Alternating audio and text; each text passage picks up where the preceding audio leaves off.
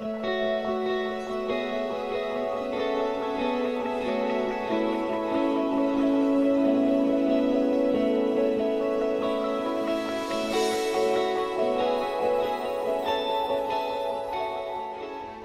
outros discípulos que Jesus foi tendo, que não foram mencionados, outras pessoas que se juntaram em favor do Evangelho, nós vemos Timóteo depois, nós vemos Tito, nós vemos várias pessoas que receberam um chamado de Deus. Eles eram considerados pequenos Cristo, porque eles viviam exatamente, parecia, você olhava para eles e você via Jesus. A palavra cristão vem disso, pequenos Cristos. Hoje, ser cristão, nós precisamos ser parecido com Cristo. Mas a gente vê a quantidade de cristão que existe no país. E é difícil, às vezes, achar dos milhões, 10% que seja realmente cristão.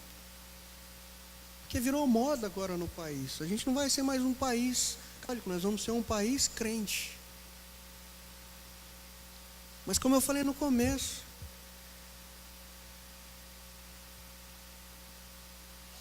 o Evangelho, o aceitar Jesus, o se entregar para Jesus, não é só por causa da salvação ou por medo de ir para o inferno.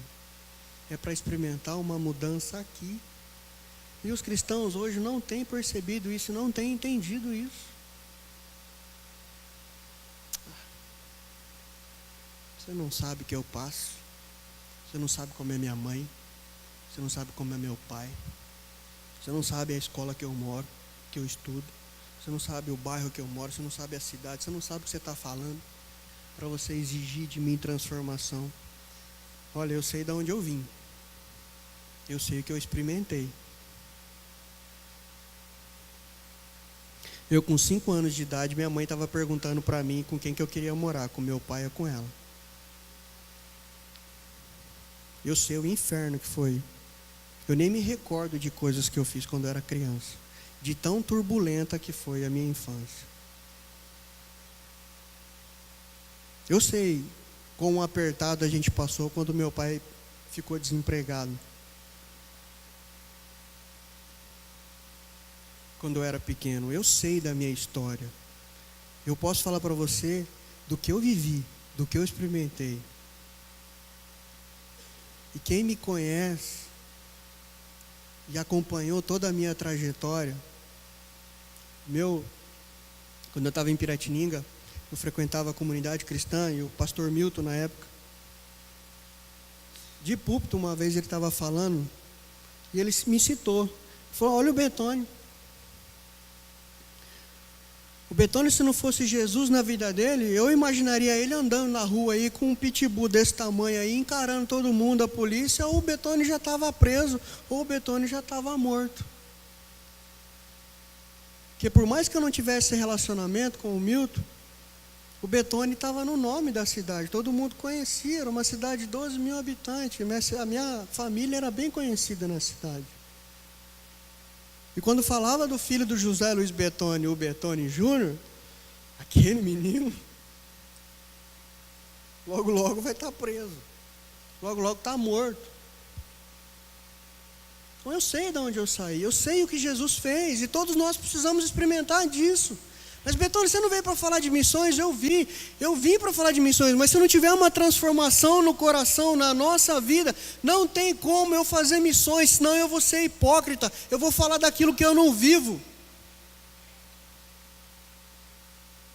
Eu vou falar daquilo que eu não vivo, eu vou falar daquilo que eu não experimento, eu vou falar daquilo que eu ouvi. Eu ouvi dizer que Jesus cura. Eu ouvi dizer que Jesus salva. Eu ouvi dizer que Jesus faz maravilhas. Deixa Jesus fazer maravilha na sua vida. E lá dentro você está: poxa, eu queria que Jesus fizesse maravilhas na minha vida também.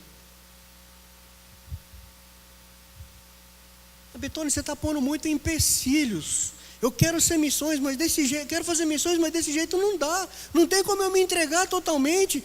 Eu não posso exercer o meu livre-arbítrio. Pode. Meu livre-arbítrio está nas mãos de Deus. O que Ele falar para mim, eu faço, porque a vontade dEle é boa, perfeita e agradável. Se ela é boa, perfeita e agradável, e é de Deus, que Deus é perfeito, ela é muito melhor do que a minha vontade. Não tem segredo. Com 17 anos, tinha um pastor, tem um cara ali, ó, naquele mural que chama Gregório. O Gregório foi na minha igreja muitas vezes. Em janeiro ele faleceu. Conheço ele. Falava de missões, falava de tantas coisas. A minha igreja recebia tanto missionário. Minha igreja conhecia muita gente da Jocum, agência missionária chamada Jocum, Jovens com uma Missão. E sempre ia gente lá dar testemunho, sempre ia gente falar. A gente recebia equipes que eram práticos de ETED na nossa igreja. E eu fui me contaminando com aquilo. Um dia num culto, tinha um grupo do Ceifa lá, não o Ceifa de agora, o Ceifa antigo, o Ceifa de agora só Jesus. O Ceifa antigo foi na minha igreja, e eles estavam falando de missões e contando aquilo que Deus tinha feito na vida deles como missionários.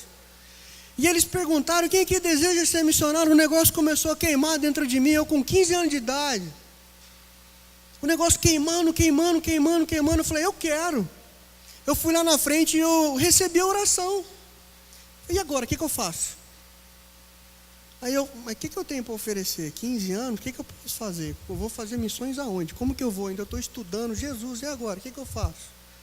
Gente, eu não vi a hora de terminar o meu colegial. Eu estava no 3º ano, estava todo mundo falando de vestibular, está todo mundo falando de faculdade, falando que ia fazer direito, falando que ia fazer administração. E você, Betônia, eu vou ser missionário, eu não vejo a hora desse negócio acabar, eu não aguento mais. Eu estou doido para servir Deus, eu estou louco.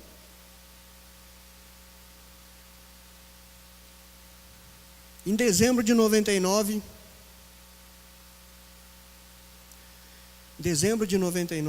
eu estava de férias, eu resolvi que eu ia fazer ETED. Eu ia fazer uma escola, porque eu queria virar missionário. Eu queria ter uma experiência com missões, eu queria aprender a respeito de missões. Em fevereiro eu estava lá, em Curitiba, fazendo ETED na base de Uberaba. Família humilde. Meu pai não me ajudou com um tostão, nem minha mãe. Era caro para manter ETED. Eu tinha um cavalo, tinha uma égua. Eu vendi ela para pagar a inscrição da minha ETED, para comprar alguns produtos de higiene básica, para levar para lá, roupa, coisas que tinham que levar. Faziam parte do uniforme, calça preta, tênis preto, tinha que levar porque fazia parte do uniforme da época. Hoje em dia nem liga muito mais para isso, mas naquela época tinha que levar. E eu falei, e agora? Eu peguei uma agenda, comprei uma pasta com plástico branco, e eu comecei a colocar todas as fotos dos quais eu já tinha participado de evangelismo com o meu grupo de adolescente, os lugares que eu já tinha ido com o meu grupo. Eu tinha ido para o Rio de Janeiro, para o Complexo do Alemão, eu tinha ido para outros lugares junto com o King's Kids, eu já tinha tido quando adolescente, várias experiências missionárias. E eu comecei a fazer uma pasta e comecei a pôr nessa pasta todo o meu envolvimento com missões. E eu fiz uma lista de pessoas do quais eu achava que poderia me ajudar a me manter como missionário. Jocum é uma organização que ela não paga os missionários, muito pelo contrário. Se a Jocum não tivesse missionário para ajudar a bancar ela, a organização não existia. Bancar entre aspas, porque é como se fosse uma comunidade onde tem água, tem luz, tem comida, e todo o valor disso, estudo, professores que vêm de outro lugar, tem que pagar transporte, tudo isso é rateado em quem mora nessa base. Então as mensalidades que tem lá é para pagar isso. Então a gente gastaria com isso em qualquer outro lugar. Bom, mas eu não estou fazendo merchandise da Jocum aqui. Eu nem estou mais na agência Jocum, eu não sou mais jocumeiro. Foi a agência missionária que eu conheci na época e foi a ponte que me levou a fazer missões. Então eu não carrego a bandeira. Tem várias organizações missionárias, Amém, e outras que podem servir de ponte para a gente poder fazer missões. A agência missionária é uma ponte que leva você a fazer missões, que ajuda você no seu chamado, aonde você quer ir. Então eu fiz essa ETED e me conheci fazendo ETED. Me conheci quem era o Betônio de verdade, conheci um pouco mais de Deus, conheci a respeito do campo missionário, um pouco mais de experiência. E voltei para casa falando, é isso mesmo que eu quero. A minha vontade era de voltar para a base imediatamente, mas o pastor virou para mim, olha, tem um casal aqui que está liderando esse grupo de teatro, esse grupo de dança, eles estão indo embora, estão indo para Jocum lá nos Estados Unidos, eu queria que você liderasse eles. Eu recebi um balde de água gelada, assim, e eu querendo ir para Jocum, eu vou ter que ficar liderando. Então eu fiquei liderando esse pessoal por 1 ano e meio. Um monte de adolescente, um monte de jovens. 1 ano e meio se passou, e eu estava assim, a situação em casa estava complicada. Até que hora eu tenho? Até que hora eu tenho? Até meia-noite? Tá. Meia-noite? 9h40? 9h40 não vai dar tempo não, nem abrir a Bíblia ainda. Ué, eu vou pregar e não vou usar a Bíblia? Eu nem usei a Bíblia ainda. Vou adiantar aqui. O que eu estava falando? Me ajuda aí. Eu achei que eu era o super-herói de casa, que eu não poderia sair de casa. E de repente o Betônio liga um telefonema, uma pessoa que fez ETED com ele, fala, olha, eu estava olhando por você, eu estava orando por você, e Deus me deu uma palavra para você. Eu falei, lá vem esse negócio de profetada aí, eu não gosto não. Mas ela pegou e falou assim, olha, eu estava orando por você, Deus mandou dizer que você não é o super-herói da sua casa. Quem cuida do seu pai e da sua mãe é eles também são filhos de Deus. Deus tem algo para você, e Ele está te esperando. Nossa, aquilo veio como um tiro no meu coração, e eu entendi o quanto eu estava frustrado, o quanto eu estava decepcionado, o quanto eu já achava que eu não poderia realizar o chamado de Deus para mim. E aquilo veio, foi me enchendo, foi me enchendo, foi me enchendo. Em janeiro de 2002 eu voltei para o campo missionário. Em Piratininga estava abrindo a tal da Vila do Louvor. Beto Tavares e Olegário Gaspar estavam abrindo uma base da Jocum em Piratininga. Eu fui orar perguntando para Deus, eu achei que eu ia voltar para Curitiba, e Deus falou, não, vai para Piratininga. Eu falei, Deus, eu vou para a Vila do Louvor, eu não toco, eu não canto, o que eu vou fazer lá? Vai.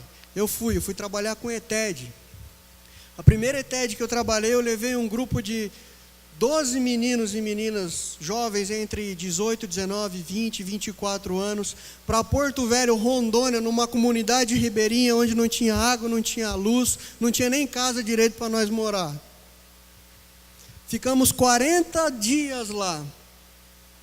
De Bauru até lá foram 52 horas dentro de um ônibus para chegar em Porto Velho. E nós chegamos, todos felizes, todos alegres. Agora tem barco. Pegamos um barco e levamos mais 10 horas de barco até chegar em terra firme. Chegamos em terra firme. Tem igreja aqui? Não. O que nós vamos fazer?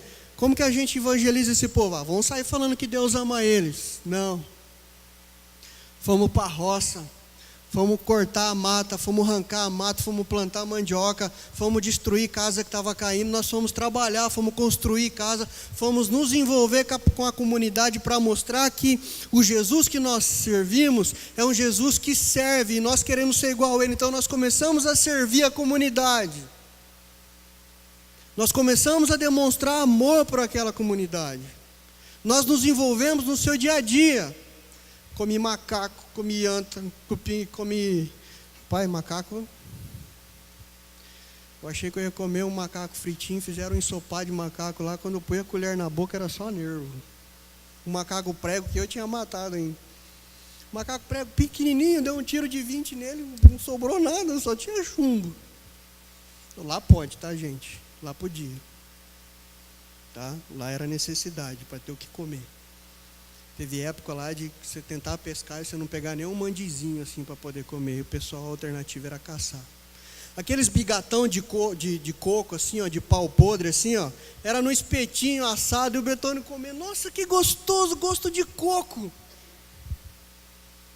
Aí a gente revezava na cozinha e o dia a dona da casa falou, pode deixar aqui, hoje eu faço almoço.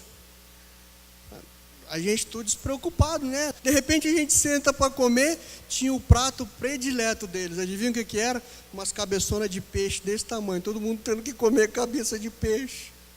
O olho estourando na boca assim. Vamos, amor, nós temos que amar as pessoas.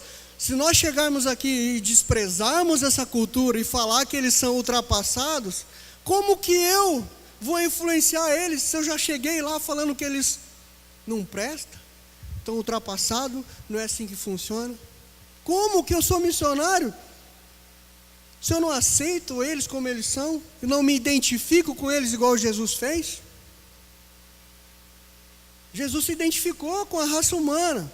Alguns de nós acreditamos que Jesus veio para nos levar a um patamar mais alto. Jesus veio para nos mostrar. Cadê um banco aqui? Deixa eu usar esse aqui. Algumas pessoas acreditam que Deus estava aqui. Não quebra não, né? Aguenta 90 quilos.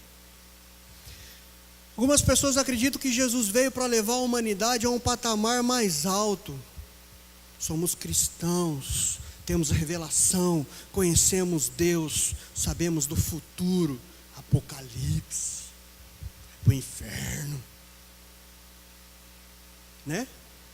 O crente, qualquer coisinha, vai para o inferno. Vai para o inferno, vai para o inferno.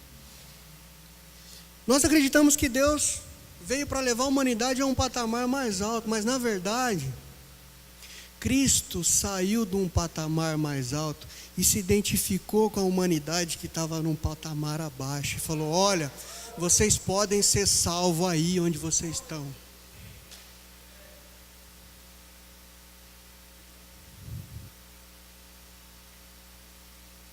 Eu me identifiquei com vocês. Eu vou me sacrificar por vocês porque vocês precisam de mim. E eu amo vocês. E Jesus veio e morreu. E agora nós vamos abrir a Bíblia. Quando fala de missões, qual é o livro que nós abrimos para falar sobre missões?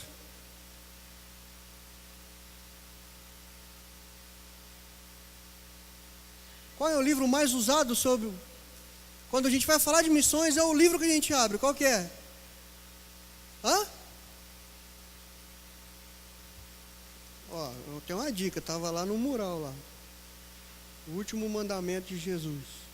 Onde está? Quando a gente fala de missões, versículo clássico, Mateus 28. Abra aí sua Bíblia, Mateus 28.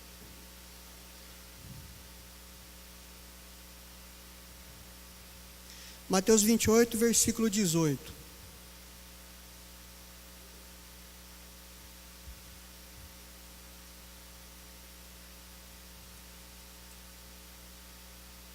Amém ou misericórdia? Espera aí que eu estou ouvindo uns barulhos de folha ainda.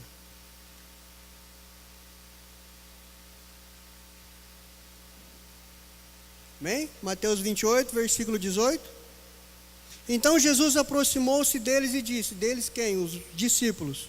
Foi-me dado toda a autoridade nos céus e na terra, portanto, vão e façam discípulos de todas as nações, batizando em nome do Pai, do Filho e do Espírito Santo, ensinando-os a obedecer a tudo que eu ordenei para vocês, e eu estarei sempre com vocês até o final dos tempos. Então a gente tem...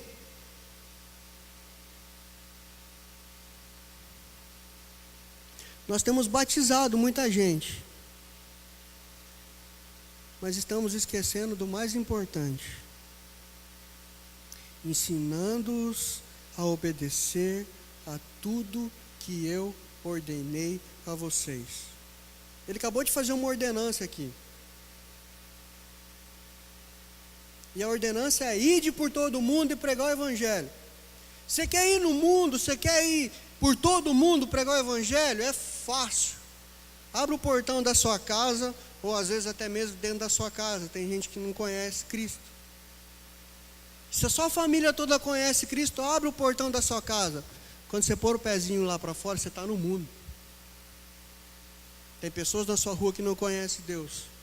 Tem pessoas na sua rua que tem uma imagem totalmente deturpada sobre crente. Tem pessoas na sua rua que são ateus. Tem pessoas na sua rua que são macumbeiros, são espíritas. Tem pessoas na sua cidade que necessitam da salvação, necessitam de Jesus. Você quer fazer missões e ir para um território, ou para um lugar, ou para um país específico? Começa aqui onde você está. Ah, mas profeta não tem valor na sua terra. Essa não foi minha história. Não estou falando para você sair pregando, falando de Jesus. Estou falando para você viver. Ser missionário é a coisa mais fácil do mundo. Como assim, Betônia, é mais fácil? É fácil e simples. Se você ama Jesus, se você tem experiência com Ele, se Jesus fala com você, se Jesus já fez grandes coisas na sua vida, vai para uma pessoa e fala aquilo que Jesus fez na sua vida.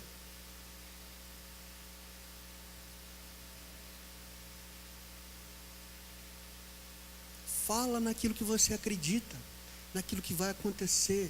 Fala que existem dois caminhos. Hoje em dia, o mundo está cheio de filosofia, vários segmentos. E ser cristão hoje, amar Jesus, é mais um segmento. Então, os crentes tentando falar que são donos da verdade, e nós somos realmente não donos da verdade de maneira prepotente, mas Jesus é a verdade, só Ele leva ao céu, só Ele é o caminho. Nós sabemos, mas a maneira como a gente tem transmitido lá fora está errado. Sabe por que está errado? A gente acha que tem que falar. A gente não precisa falar, a gente tem que viver.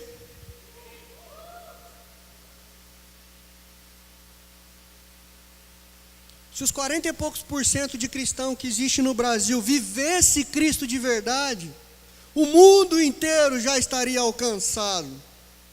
Na década de 80, na década de 90, que é a minha década, eu estou ficando velho, o Brasil era um celeiro de missões. Ele exportava missionário, tudo que é quanto é lado. Hoje você fala de missões, você fala de ir, ninguém mais quer, ninguém mais é chamado, ninguém mais aceita o chamado, ninguém mais quer saber disso.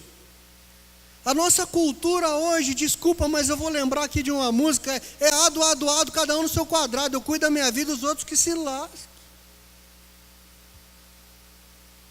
Não pode falar isso dentro da igreja, Betônia. Desculpa. Mas é a realidade.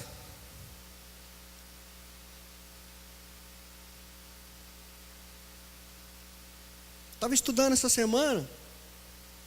Eu estava estudando sobre a doutrina do pecado. Para quem que foi? Espera aí, volta. Para quem foi atribuído? Quem que originou o pecado? De onde é a origem do pecado? Sabe o que Langston fala? Do ego, egoísmo do ser humano. E hoje o que a gente vê? O egoísmo tomou conta de tudo. A gente vive em comunidade, acho que eu falei isso hoje lá na mesa. A gente vive em comunidade, nós somos um corpo de Cristo. Deus olha para nós, olha para você e vê um corpo. Um corpo de Cristo. Aqui em Auriflama, um pequeno corpo. Lá em Guararapes, um pequeno corpo. Se juntar tudo é um corpo universal. Mas aqui é um corpo. Vocês são um corpo de Cristo aqui em Auriflama. Se o meu corpo, imagina aqui, somos um corpo. Tenho membros, cabeça, braço, mãos. Se eu dou uma martelada no meu dedo, o que acontece? Não influencia o meu corpo? Sim ou não? Se eu estou com dor de dente, o que acontece? Se eu estou com a unha encravada, o que acontece? Sempre quando a gente está com a unha encravada, ou a gente bate ela em algum lugar, ou alguém vem e pisa, né? Sempre é assim. Nós somos o corpo. O que você decide, o que você faz, influencia no restante do corpo. Se você acha que não é parte do corpo, é como se você achasse que você fosse um dedinho, que você pode ser cortado e você vai criar perna, vai criar braço e vai sair andando. Não vai, você vai morrer.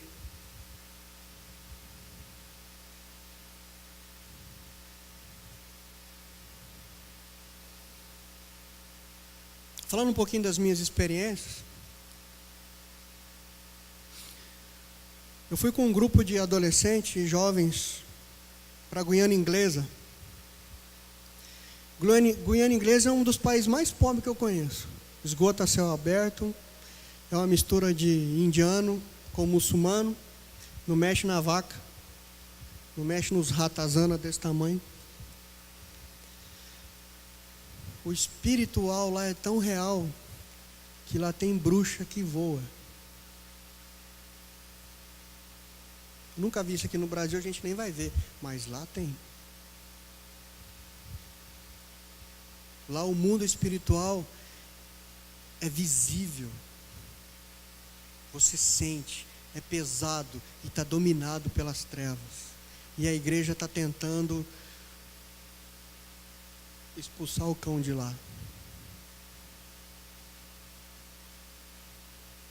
Fiquei com 40 adolescentes lá, evangelizando, indo para alguns lugares. Dali da Guiana Inglesa, eu fui para uma tribo indígena, os Macuxis. Não dava para ir todo mundo, eu escolhi mais 8 pessoas, eu, minha esposa, meu filhinho de 1 ano, e fomos para uma tribo indígena, em Roraima. Divisa, olha que chique, divisa com a Guiana Inglesa. Aí eles resolveram fazer uma reunião de todas as tribos ali dos Macuxi. Aí de repente começa a chegar índio de tudo que é quanto é lado. E os que vieram do lado de lá vieram falando em inglês. E os índios que moravam ali falavam com eles em inglês e o Betone lá. Em plena era da tecnologia não sabia falar inglês, mas os índios estavam falando inglês. E eu fiquei 10 dias naquela tribo. Eu comia o que eles comiam. Meus filhos de 1 ano não era tratado diferente, andava com as crianças lá. Eles pegavam um potinho de farinha assim, ó, um prato com farinha e com uns pedaços de peixe, colocavam no chão, faziam uma rodinha de criança em volta assim, sentava, começava a pegar o peixe, misturava na farinha e comia. Todas as crianças sentavam, a gente também se misturando. A gente não levou Nescau, não levou leite, não levou miojo, não levou nada. A gente ficou vivendo e comendo aquilo que eles comiam. Por quê? Porque era necessário se identificar com o povo que a gente queria alcançar. Sem identificação, se a gente não se identificar com o pecador que está lá fora, nós não vamos alcançar ele. Se a gente não se identificar, não com o pecado. Pecado a gente sabe se identificar muito bem, mas estou falando com os pecadores. Se a gente não se identificar com os pecadores, eu também sou um pecador, mas se a gente não se não se identificar com aqueles que não estão salvos, não conhecem a Jesus, a gente vai afastar eles cada vez mais. E pode correr o risco de o sangue deles serem cobrado da gente.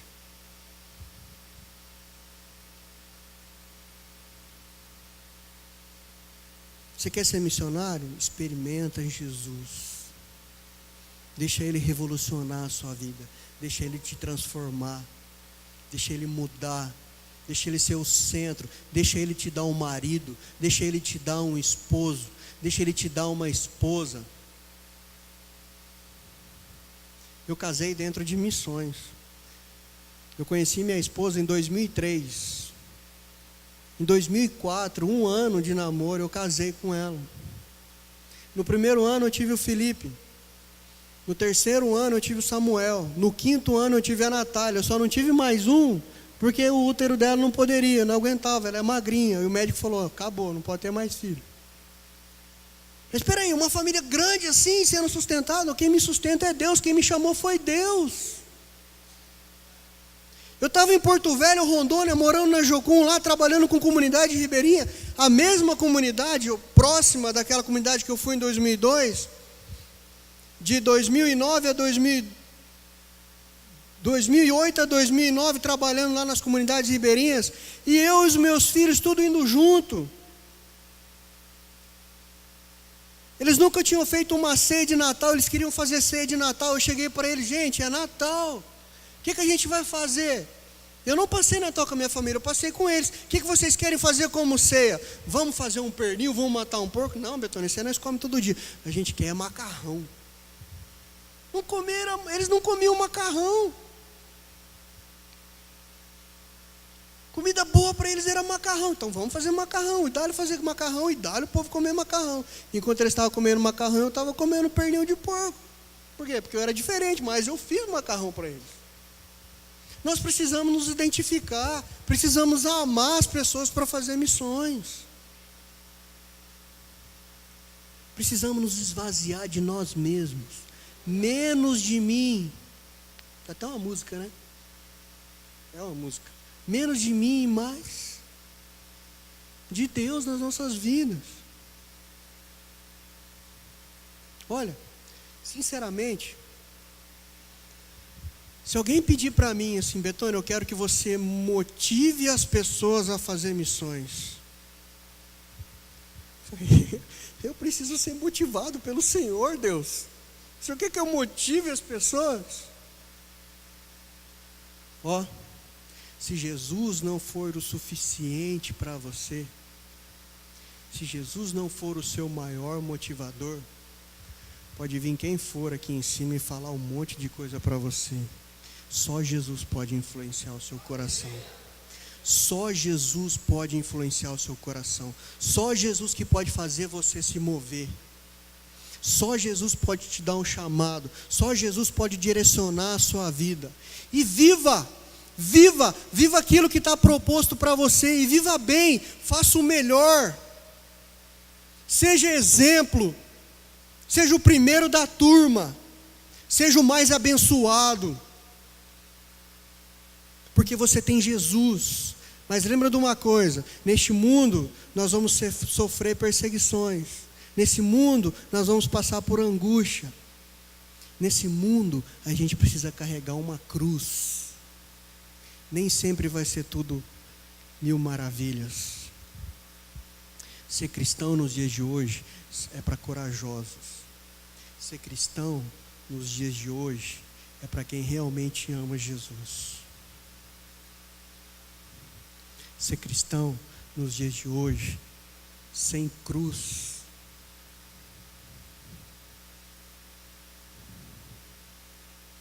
não tem plenitude, não tem vida, não tem valor. Tome a tua cruz e siga-me. Amém? Você quer ser um missionário? Você quer ter um chamado? Você quer fazer alguma coisa? Toma a tua cruz e siga Jesus e faça o que Ele fez. Vai servir as pessoas, vai abençoar as pessoas. Para de pensar em você mesmo e vai pensar nas pessoas. Ora para Deus te dar um coração. Deus, eu quero o seu coração pelas pessoas. Deixa eu chorar com você, deixa eu pensar como você, deixa eu agir como você. Quando eu tinha a idade de vocês, eu era um pouquinho mais novo, eu estava lendo, sabe o quê? Em seus passos, o que Jesus faria. E a minha vida, sabe o que é? Jesus, se fosse você no meu lugar, o que você faria agora? Eu estou diante de alguém que está enfermo, eu estou diante de alguém que está precisando de uma cesta básica, eu estou diante de alguém que precisa ouvir o Evangelho. O que o Senhor faria no meu lugar? Essa era a minha pergunta. Você quer agradar a Deus? Pense assim, ó, o que Jesus faria no meu lugar quando você estiver diante de uma situação difícil? O que Jesus faria no meu lugar? Ele é o nosso exemplo, é Ele que a gente tem que olhar. Não olhe para pessoas. Não tenham pessoas como exemplo. Pessoas são falhas, pessoas erram. Lá em Guararapes eu sou líder de 60 pessoas. Eu tenho que conduzir essas pessoas a olhar para Cristo, porque Ele é perfeito e Ele nunca vai desamparar eles. Não olha para mim, eu amo Jesus, eu quero servi-lo, mas pode ser que eu peque, que eu erre com você. E se você me tiver como exemplo, você vai se frustrar e você vai se abandonar. Você vai abandonar a igreja, vai abandonar todo mundo. Tenha os seus olhos voltados para Jesus. Não pense assim, o que Billy Graham faria? O que John Piper faria?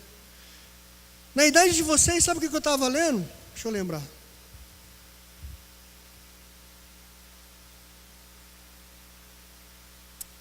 Eu lembrei quando eu estava lendo lá.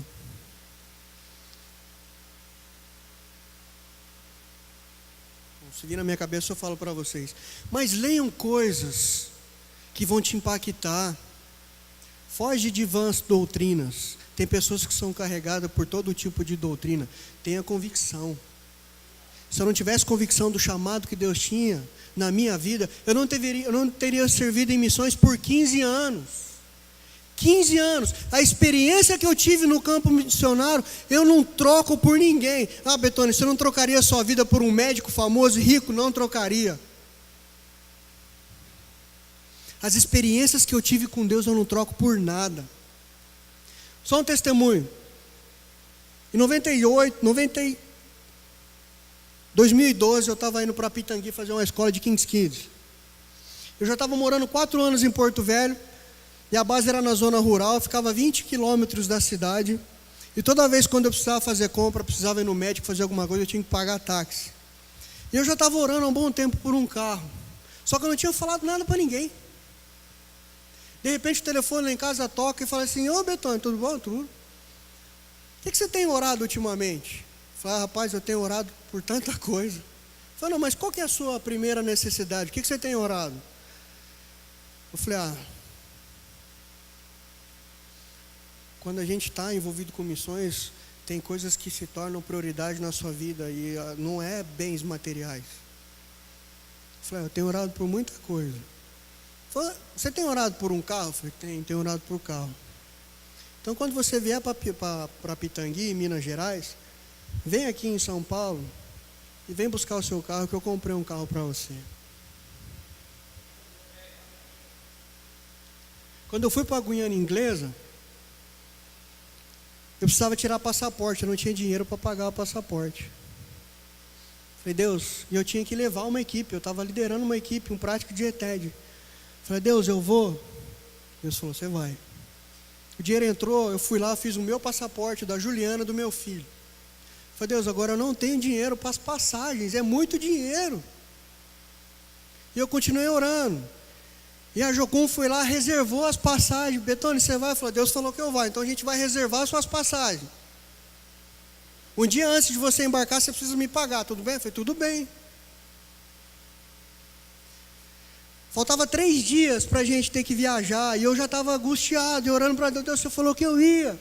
Eu recebo outro telefonema. Eu falei: Betônio, quanto fica para você, sua esposa, sua família aí, para a Guiana Inglesa? Eu falei: fica tanto, já pode ir lá na sua conta que está depositado lá. Deus mandou eu te dar um dinheiro. E aí você não quer ser missionário porque você tem medo de passar fome. Eu nunca passei fome na minha vida. Para mim foi uma aventura comer esses bigatos, ter que comer macaco, ter que comer cabeça de peixe. Eu sou apaixonado por aquilo que eu faço. Tomava banho no rio Madeira. Sabe qual que é a cor do rio Madeira? É barro, é vermelho. Tomava banho e já saía cheio de mosquitinho picando você. Tão cheirosa que era a água. Cheio de mercúrio. Por causa do garimpo.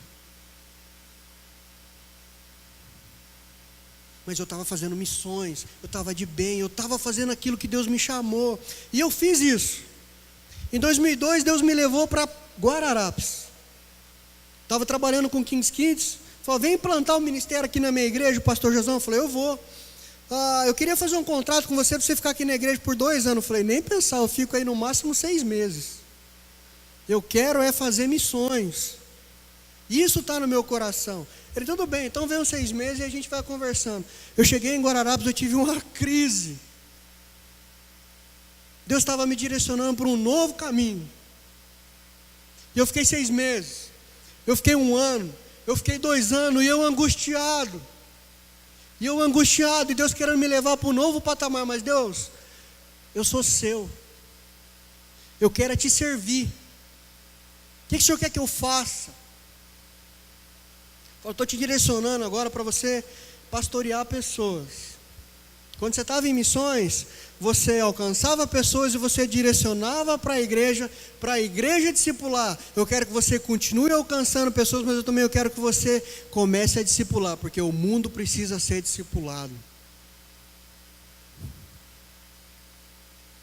E você discipula as pessoas vivendo, com a sua vida. E você fala para elas o porquê que você... eu estava orando, Deus mandou eu te dar isso aqui, Como assim você estava orando, Deus falou com você? Nunca vi Deus falar? Não, mas eu senti, Deus falou, E a pessoa nem crente é. Vim trazer uma cesta básica. Você é espírita? Eu falei, não, eu amo Jesus.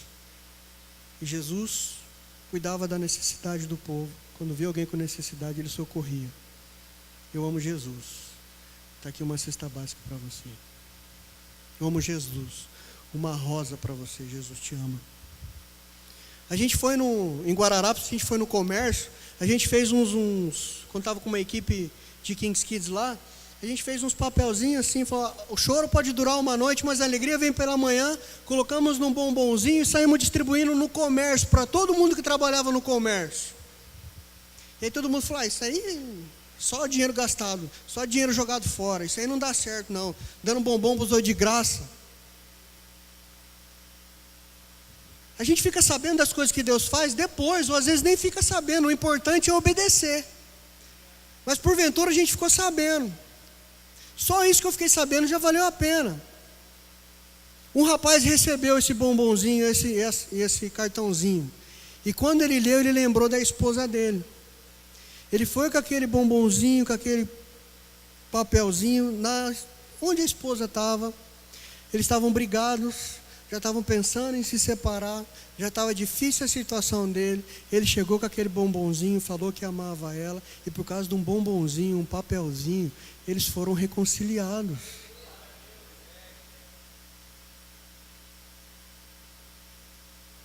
E aí chega uma pessoa no comércio e vê só o papelzinho, o bombom já tinha comido, né? E pergunta, esse papelzinho aí? Eu falei, então, meu marido ganhou, ele veio trazer para mim, a gente estava brigado, estava a ponto de querer se separar. E ele veio e me trouxe, a gente se reconciliou. Olha, eu guardo esse papelzinho aqui porque foi um anjo que mandou para mim.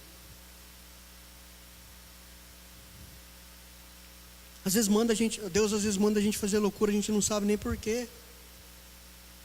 Mas não saia fazendo loucura aí que não tem na Bíblia, hein? Que não é Deus não que manda. Deus mandou. Espera aí, está na Bíblia? Vamos usar um pouquinho de lógica. Se não está na Bíblia, Jesus faria. Que tem coisas que não está na Bíblia, né? Mas tem lógica, tem inteligência. Dá para a gente imaginar Deus sendo moral, sendo perfeito, sendo uma pessoa boa, santa. Ele faria isso ou não? Não, acho que Jesus não faria, então eu não vou fazer. Coisa da minha cabeça. Uma vez a gente estava orando, e um dos meninos que estava orando viu um avião. A gente ficou sabendo que teve um acidente de avião. E a gente orou por aquilo. Não sei quantos quilômetros de diferença, mas Deus revelou para alguém. Uma vez a gente estava orando, o menino começou a desenhar a visão que Deus deu. E Deus deu uma visão para ele de um monte de água invadindo assim a um lugar e destruindo casa. Pessoas nadando, coqueiros sendo arrastados. Vocês lembram do tsunami que aconteceu? Deus tinha revelado para ele e a gente orou por aquilo. Mas o tsunami aconteceu, tudo bem, mas alguém ali foi beneficiado pela nossa oração. A gente sabe, a gente não sabe, mas Deus sabe. O que importa é que eu fui obediente, eu orei. Fazer missões, nós precisamos estar em sintonia com Deus, ligado com Deus. Não dá para falar de alguém que a gente não se relaciona. Não dá para falar de alguém que a gente não conhece pessoalmente. Amém? Aleluia?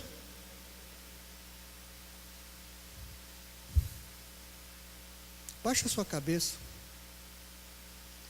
Eu queria que você orasse agora.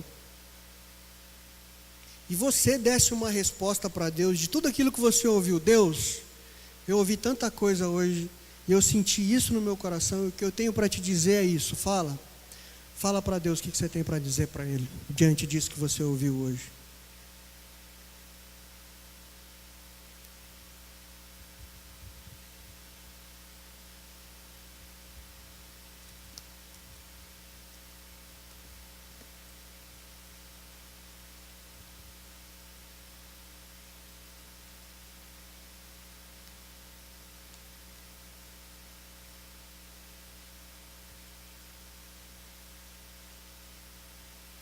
Lembra que o chamado de Deus para você é um chamado pessoal.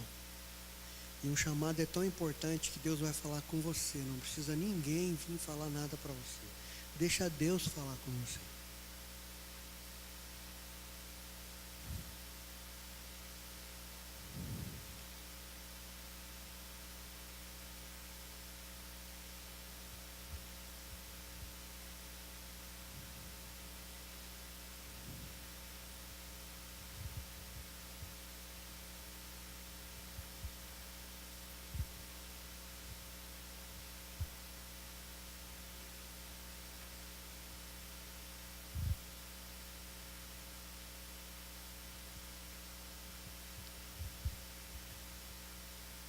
Se você entende que você está sendo chamado, veja bem, se você está sendo chamado, você entende que você está sendo consagrado para ser um missionário em tempo integral, e Deus está te chamando, eu gostaria que você ficasse em pé, que eu quero orar por você.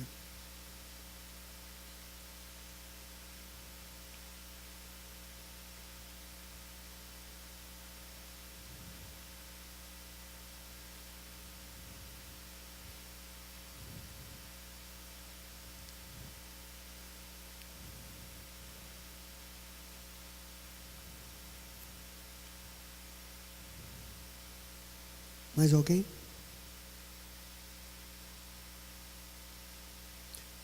Senhor, eu coloco a vida dos meus irmãos diante do Senhor. Eles ouviram o chamado do Senhor. E eles estão atendendo o chamado do Senhor. E eu oro para que o Senhor prepare o caminho para eles. Eu oro para que o Senhor direcione a vida deles. Direcione para aquilo que é bom, perfeito e agradável, para que eles possam cumprir a missão do Senhor que o Senhor tem designado ao coração deles. Obrigado, porque ainda hoje existem pessoas que querem amar o Senhor e querem servir ao Senhor. Abençoe os meus irmãos e abençoe em tudo aquilo que eles vão fazer, aquilo que eles desejam, que sejam sempre submetidos ao Senhor. Que o Senhor prepare e que o Senhor crave isso no coração deles, que o Senhor promova na vida deles convicções do chamado que o Senhor está dando para eles, para que eles não venham